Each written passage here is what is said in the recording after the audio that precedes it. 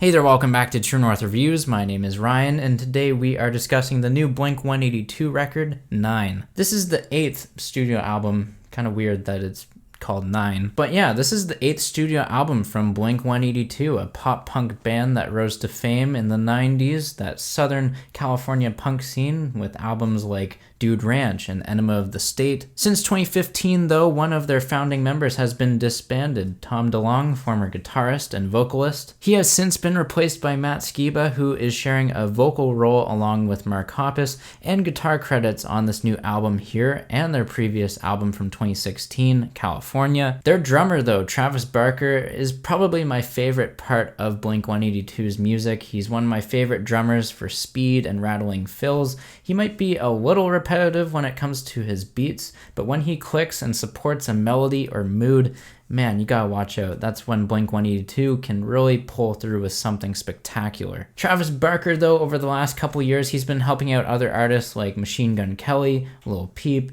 Halsey, Lil Nas X. I'm not really the biggest fan of the songs that he helped out with here, with the exception of Lil Nas X's Family. And sure, with the other tracks he was helping out with, they might have been flawless from a technical standpoint. It's just from all the other standpoints, whether he was producing the song, having some songwriting credits, or simply drumming, I just didn't see the track standing out in many ways. And because of that, that was really my biggest concern coming into this Blink-182 record. I saw a lot of those tracks taking form, taking shape from emo rock, emo pop, a blend of the two. Also, it didn't help that the singles for this new Blink-182 record were not at all entertaining. My opinion hasn't changed on any of them except for Blame It On My Youth, which I think is a great track. It has a catchy melody, one of the catchiest on the project, without being as nearly obnoxious as some of the songs get to be on this record. Outside of the singles, the deep cuts that I'm enjoying on this album include Heaven,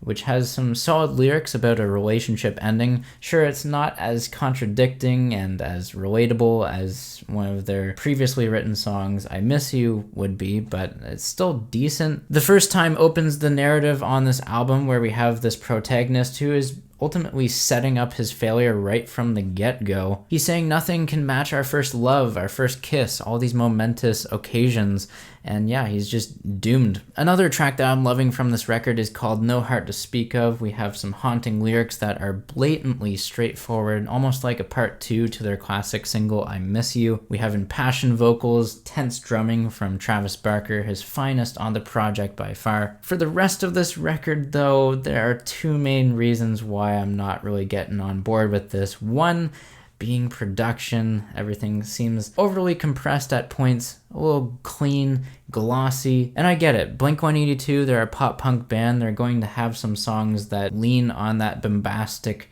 production and have that pop sensibility or aesthetic. But yeah, they aren't letting too many moments on this album shine through because of their punk attitude, and I feel like that's what is letting me down. The other reason why I'm not really enjoying the rest of this album is because of the generic songwriting. We have way too many cuts on here that suffer from underwritten lyrics, forgettable choruses, or just a lot of fluff and just unneeded songs. Going back to my number one point of production, though, I'm going to give a couple examples of songs on here that just are kind of messing with the pacing a little bit. We have Generational Divide and Ransom. The playing of the drums and guitars, they are really tight. From a technical standpoint, you can't get any better, but both of these songs just explode out of nowhere, and I know that punk bands are going to throw together some brief peppy tunes. That's what punk does. I just feel like these songs are much shorter than what they could have been, and they're just extremely undercooked or just feeling